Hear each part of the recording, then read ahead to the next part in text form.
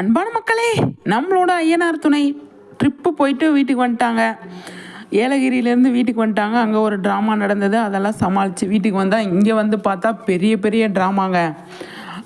நடேசன் வந்து கதவை போட்டு போயிடுவார்.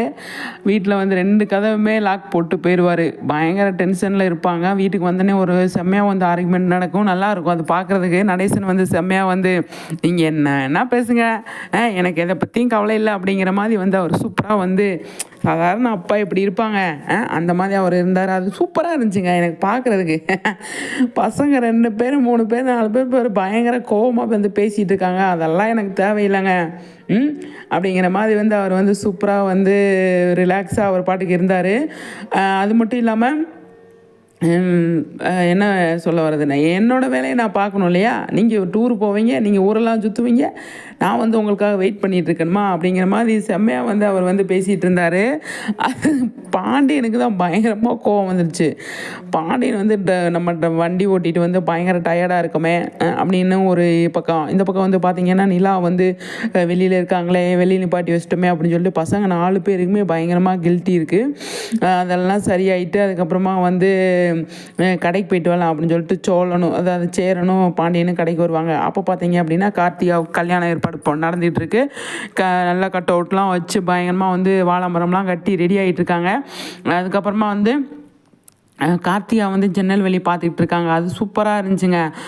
ஆனால் வந்து சேரனும் பாண்டியனும் கடையில் வந்துட்டுருக்காங்க. ஆனால் உனக்கு நான் பைக்கு வாங்கி தரேன், நீ எதுக்கு நீ சைக்கிள்லே வர அப்படின்ற மாதிரி வந்து பாண்டியன் சொல்ல, இல்லைடா எனக்கு வேணாம், பல்லவனுக்கு வாங்கி கொடு அப்படின்னு சொல்லி அவங்க சூப்பராக வந்து அந்த கன்வர்சேஷன் நல்லா இருந்துச்சு. ஓவராலாக இன்றைக்கி ஐயனார் துணை சூப்பராக இருந்துச்சுங்க. அவ்வளோ அழகாக இருந்துச்சு அப்படின்னு தான் சொல்லணும். நல்லா எமோஷ்னலாக கொண்டு போனாங்க, சென்டிமெண்ட்டாக கொண்டு போனாங்க, நல்லா என்டர்டெயின்மெண்ட்டாக கொண்டு போனாங்க. இதில் எனக்கு தெரிஞ்சு ஃபன்னு நிறைய இருந்துச்சு. என்டர்டெயின்மெண்ட் சூப்பராக இருந்துச்சு அப்படிங்கிறதான்.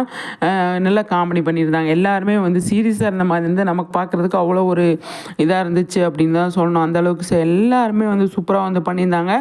நெக்ஸ்ட்டு அப்படிங்கும்போது நிலாவோட அண்ணி வீட்டுக்கு வராங்க. என்ன ஏதுன்னு சொல்லி தெரியல. அவங்க எதுக்கு வந்து சென்னைக்கு வந்தாங்களா இல்லை என்ன ஏதுன்னு சொல்லி தெரியல. ஆனால் வீட்டுக்கு கரெக்டாக வீடை தேடி வந்துட்டாங்க.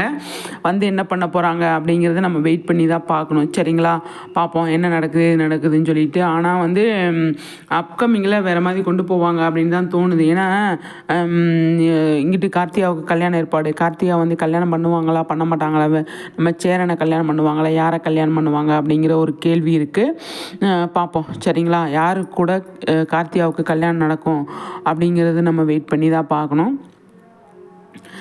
ஆனால் அங்கே வந்து புது மாப்பிள்ளையோட கட் அவுட்டில் எல்லாமே போட்டிருக்காங்க. திடீர்னு எனக்கு தெரிஞ்சு சேரனுக்கு தான் கல்யாணம் நடக்கும். சேரனுக்கும் கார்த்திகாவுக்கும் கல்யாணம் நடந்தால் செம்மையாக இருக்கும் அப்படின்னு நம்ம நினைக்கிறோம். ஆனால் சீரியல் எந்த மாதிரி கொண்டு போகிறாங்க அப்படின்னு சொல்லி தெரியல. சரிங்களா, பார்ப்போம் அப்கமிங்கில் எந்த மாதிரி கொண்டு வராங்க அப்படின்னு சொல்லிட்டு. எனக்கு தெரிஞ்சு அந்த மாதிரி நடக்க எனக்கு டவுட்டாக இருக்குங்க. உங்களுக்கு என்னன்னு உங்களுக்கு எதாவது தோணுச்சுன்னா கண்டிப்பாக வந்து நீங்கள் கமெண்ட்ஸில் சொல்லுங்கள். சரிங்களா.